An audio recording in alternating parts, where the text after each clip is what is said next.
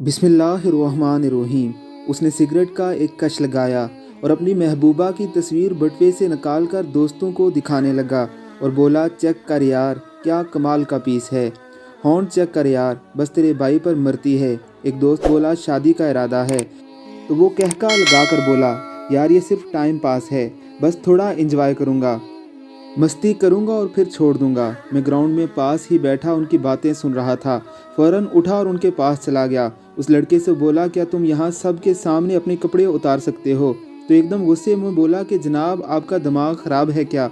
मैं पागल हूँ जो सबके सामने बेलिबास हो जाऊँ? तो मैं बोला कि तुम एक लड़की को सबके सामने बेलिबास कर रहे हो। इसका सिर्फ ये कसूर है कि वो तुमसे मोहब्बत कर बैठी है।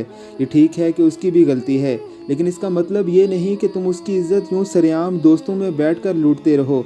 मैं ये कहकर वहाँ से पलट आया और घर आते हुए सोचता रहा कि हम मर्द कितने अजीब होते हैं।